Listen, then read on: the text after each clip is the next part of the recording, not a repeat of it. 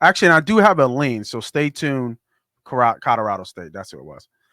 Stay tuned for my lean on that Alabama game if you wanna, if you wanna know what I like in that Alabama game. But here it is: Texas versus Colorado State. Now, again, all these teams turn over a lot of players. Texas lost a lot of pass receivers, but Ewers is back on his Heisman run. Now, Colorado State, not such, really kind of got on the map because of their big, national game against Colorado last year when it went back and forth.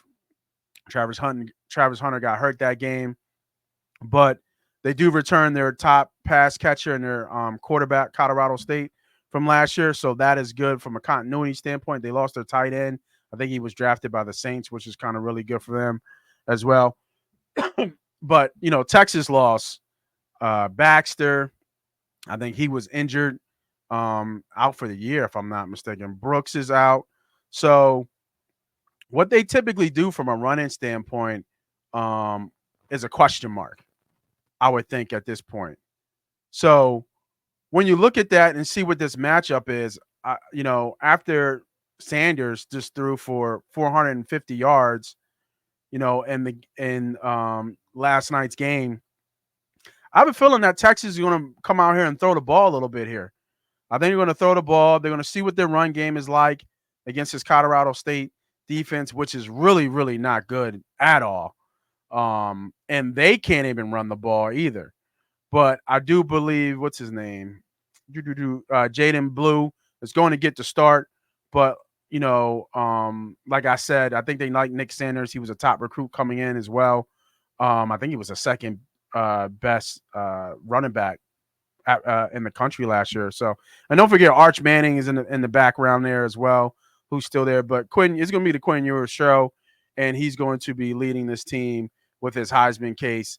And I think that they're going to just throw on this team, get up big. So, and you're going against a team who cannot run the ball.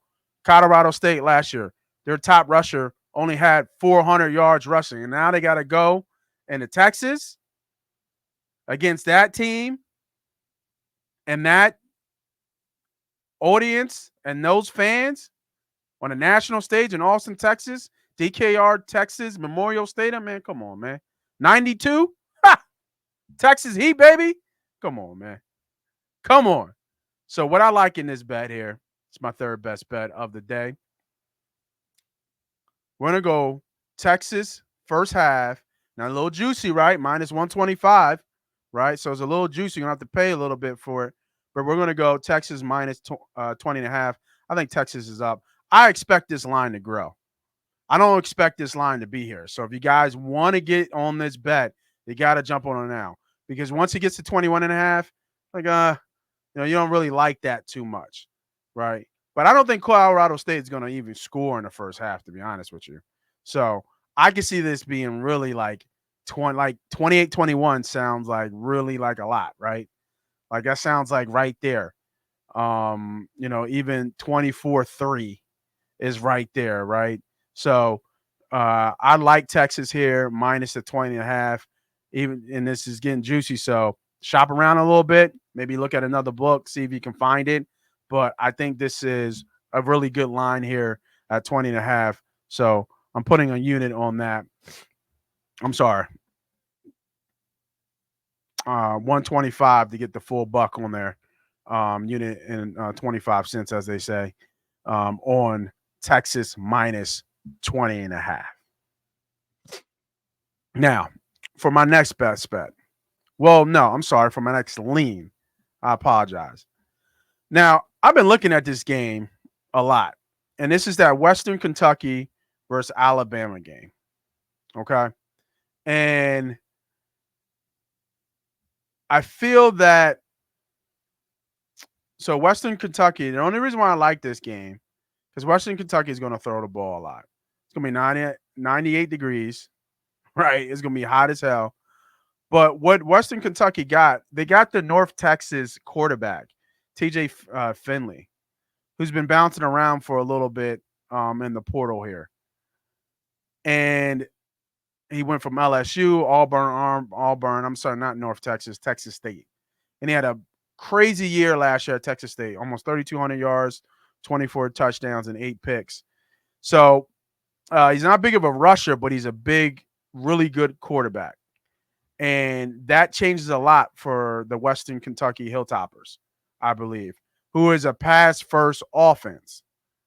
Now, with Bama, you have what's old boy name? The new regime, right? Nick Saban retired. So, he bowed out. So you have the new regime coming in here with Kalen DeBoer and, kind of looking to keep that culture going that they do in Bama. So I don't know if anything's really going to change from on the field perspective, maybe. I don't think it will. I don't think it probably should, but Jalen Monroe is back, getting better at the quarterback position. He had his just due last year. Kind of look a little down, look a little up. So I kind of like where I'm heading here is this that there's a lot of unknowns in this game. We don't know what Alabama's going to look like. I have a sense that Western Kentucky has an improved offense because they have an improved quarterback. But we know what Bama is, right? Roll Tide all day. Just of how, again, these teams just turn over talent. They lost Chase McClellan, who went to the league last year. I believe Jeremy Burton went to the league last year. So, Terran Arnold, one of the top corners, went to the league. Dallas Turner, like Kool-Aid. So, like, they lost some key players that are top 15 NFL talent, but in the right behind them is more NFL talent. So, with that being said, fresh new stuff, fresh new voice. I do lean, I do really lean here the Western Kentucky Hilltoppers. I really do. I do think they can keep this game close in the first half. So if I go down to where they are, let me see if I can find them real quick. Now, this is just a lean. This isn't a best bet, but this is a lean at this number because I think it's a little too high. I really do. Where are they? There we go. 7 o'clock game. So 31 and a half and 100-degree weather. Yeah, man. I don't know.